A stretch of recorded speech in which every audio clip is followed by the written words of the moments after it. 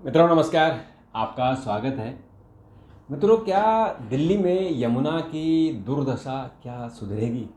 क्या यमुना जी का उद्धार होगा? ये जब बीजेपी की सरकार आई और बीजेपी ने इसको चुनाव का मुद्दा बनाया था, तो उसके बाद से बड़ी उम्मीदें लग रही थी। तो वो मुद्दे जो पिछले 5 महीने लगभग सरकार बने हुए हो गए, तो उसके बाद प्रधानमंत्री ने इसमें रुचि दिखाई और आज गृह मंत्री अमित शाह ने यमुना के पुनर्जीवन को लेकर आज एक मीटिंग की और उसमें दिल्ली की मुख्यमंत्री और जो दिल्ली के ऑफिसर्स से उनको बुलाया और उनसे डिस्कस किया कि कैसे हम दिल्ली में यमुना को साफ कर सकें। तो उसमें जो पहला निर्णय हुआ है कि दिल्ली की जो एसटीपी हैं, यानी जो सीवरेज ट्रीटमेंट प्लांट हैं, उनकी क्षमता 2028 तक बढ़ाकर 1500 MGD करनी है, यानी मिलियन गैलन पर डे। और जो यमुना में ई फ्लो है उसको कैसे बढ़ाया जाए। ई फ्लो का मतलब कि उसमें स्वच्छ जल कितना डाला जाए ताकि यमुना अगर बहती रहे तो अगर मान लीजिए कोई उसमें गंदा नाला पड़ता भी है तो फिर पानी बहता रहे। लेकिन वो चूँकि यमुना को वजीराबाद में ही रोक दिया जाता है, तो यहाँ वजीराबाद की बात, यमुना में जो भी जो अपशिष्ट है वो केवल सीवर है, यानी उसमें जरा भी पानी नहीं है।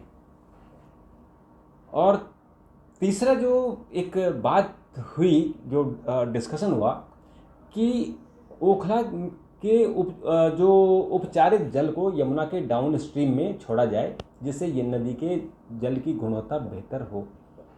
यानी जो दिल्ली के नाले हैं उन नालों में जो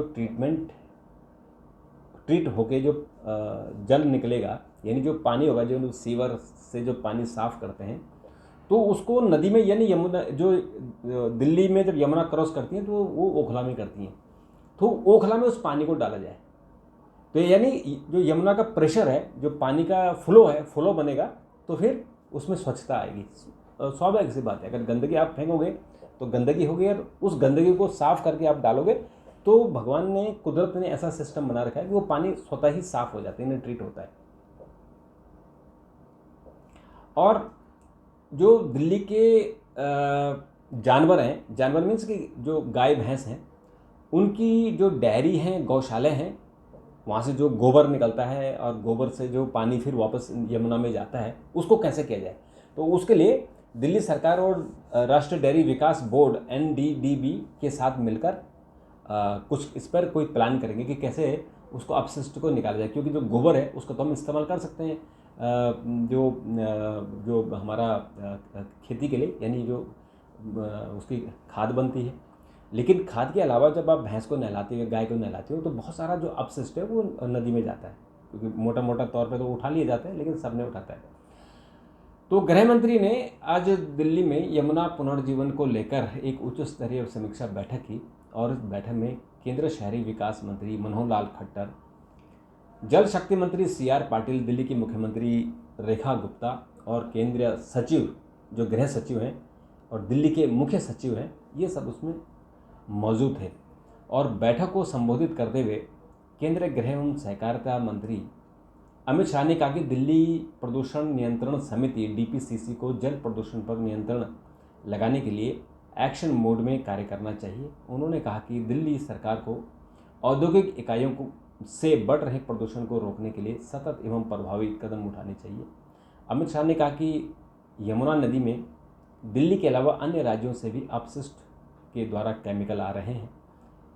ये केमिकल कहाँ से आ रहे हैं? दरअसल जो गाजियाबाद की जो हिंडन नदी है, हिंडन में, क्योंकि जो गाजियाबाद का जो इंडस्ट्रियल एरिया है वो हिंडन आता है, वो हिंडन भी फिर यमुना में ही मिलती है, तो उस पर भी ये बात है।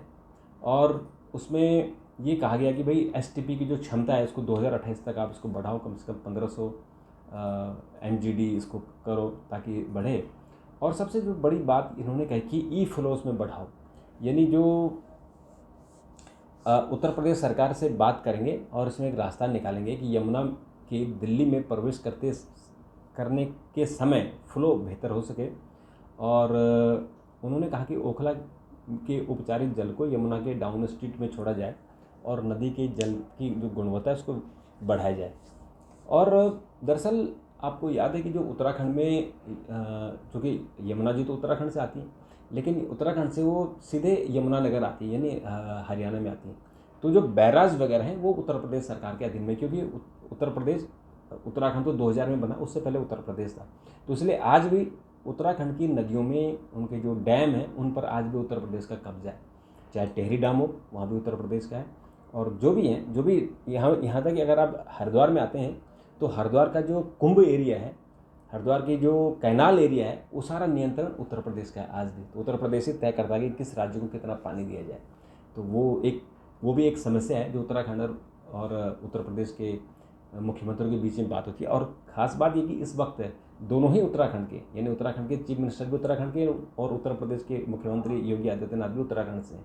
तो इस बार माहौल बनना चाहिए था। उन्होंने कोशिश भी की, कई बार मीटिंग हुई, लेकिन इस पर अभी तक हल नहीं निकल पाए। तो अगर फ्लो बढ़े, अगर यमुना जी का फ्लो बढ़े, जितना पानी हरियाणा को चाहिए, दिल्ली को चाहिए, उतना मिल जाए, और बाकी बचा हुआ पानी को आप यमुना में छोड़ दें, तो वो फ्लो जो दिल्ली में अटका हुआ है, जो रुकी हुई है यमुना या सड़ रही है, वो कम से कम बह गया और बह के आगे चलेगा। जो ट्रीटमेंट, जो नाले डायरेक्ट गिर रहे हैं दिल्ली में, वैसे तो 17-18 बड़े नाले, लेकिन जो 360 हैं जो छोटे मोटे नाले, उन सब का गंदा पानी सीधे अनट्रीटेड वाटर यमुना जी में वो डाला जाता है। तो उसको अगर रोक दिया जाए तो वो भी यमुना जी पर बहुत बड़ा ये उपकार हुआ। और उस उपकार का कब रिजल्ट निकलता है, ये मुझे लगता है हमें थोड़ा सा इंतज़ार करना पड़ेगा। और इसका और भी जो भी कुछ होगा हम इस पर बात करेंगे। लेकिन आज का इतनी खबर थी, तो हमने कहा इतने आपको बता दिया जाए और फिर इस पर हम डिटेल बात करेंगे। अभी के लिए इतना, कल फिर मुलाकात होगी, तब तक नमस्कार।